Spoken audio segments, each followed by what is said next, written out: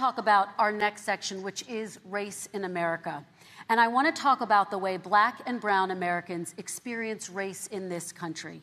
Part of that experience is something called the talk. It happens regardless of class and income.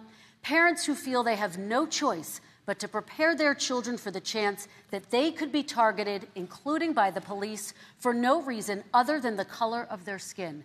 Mr. Vice President, in the next 2 minutes, I want you to speak directly to these families. Do you understand why these parents fear for their children? I do. I do. You know, my daughter is a social worker, and she's written a lot about this. She has her graduate degree from the University of Pennsylvania in social work. And, you know, one of the reasons why I ended up working on the east side of Wilmington, Delaware, which is 90% African-American, was to learn more about what was going on. I never had to tell my daughter, if she's pulled over, make sure she puts, for a traffic stop, put both hands on top of the wheel and don't reach for the glove box because someone may shoot you. But a black parent, no matter how wealthy or how poor they are, has to teach their child, when you're walking down the street, don't have a hoodie on when you go across the street. Making sure that you, in fact, if you get pulled over, yes, yes, sir, no, sir, hands on top of the wheel, because you are, in fact, the victim, whether you're a person making child of a $300,000 a year person or someone who's on food stamps. The fact of the matter is there is institutional racism in America. And we have always said, we've never lived up to it, that we hold these truths to be self-evident. All men and women are created equal. Well, guess what? We have never, ever lived up to it, but we've always constantly been moving the needle further and further to inclusion, not exclusion. This is the first president to come along and says, that's the end of that. We're not going to do that anymore. We have to provide for economic opportunity, better education, better health care, better access to schooling, better access to opportunity to borrow money to start businesses. All the things we can do, and I've laid out a clear plan as to how to do those things, just to give people a shot. It's about accumulating the ability to have wealth as well as it is to be free from violence.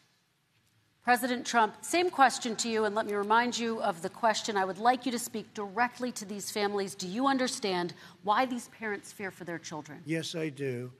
And again, he's been in government 47 years. He never did a thing except in 1994 when he did such harm to the black community.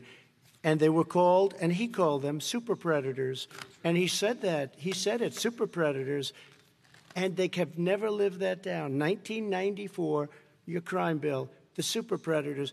Nobody has done more for the black community than Donald Trump. And if you look, with the exception of Abraham Lincoln, possible exception, but the exception of Abraham Lincoln, nobody has done what I've done. Criminal justice reform. Obama and Joe didn't do it. I don't even think they tried because they had no chance at doing it. They might have wanted to do it, but if you had to see the arms I had to twist to get that done, it was not a pretty picture, and everybody knows it, including some very liberal people that cried in my office. They cried in the Oval Office. 2 weeks later, they're out saying, gee, we have to defeat him.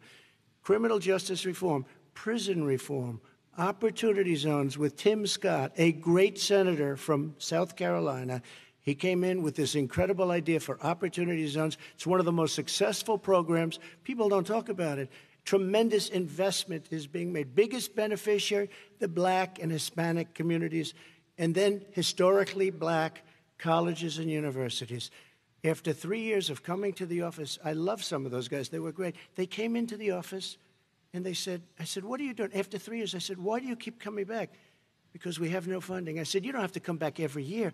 We have to come back because President Obama would never give them long-term funding, and I did. 10-year long-term funding, and I gave them more money than they asked for because they said, I think you need more.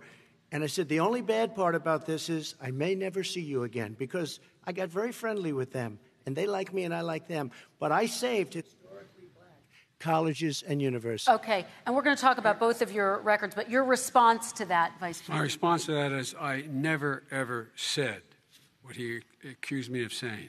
The fact of the matter is, in 2000, though, after the crime bill had been in the law for a while. This is a guy who said, the problem with the crime bill, there's not enough people in jail. There's not enough people in jail. And go on my website, get the quote, the date when he said it. Not enough people. He talked about marauding gangs, young gangs, and the people who are going to maraud our cities. This is a guy who in the Central Park five innocent black kids, he continued to push for making sure that they got the death penalty. None of them were guilty of the crimes they were suggested. Look, and talk about granted, he did in fact let 20 people, he commuted 20 people's sentences. We commuted over 1,000 people's sentences. Over 1,000. The very law he's talking about is a law that, in fact, initiated by Barack Obama. And secondly, we're in a situation here where the federal prison system was reduced by 38,000 people under our administration. And one of these things we should be doing, there should be no minimum mandatories in the law. That's why I'm offering $20 billion to states to change their state laws to eliminate minimum mandatories and set up drug courts. No one should be going to jail because they have a drug problem. They should be going to rehabilitation, not to jail. We should fundamentally change the system, and that's what I'm going to do.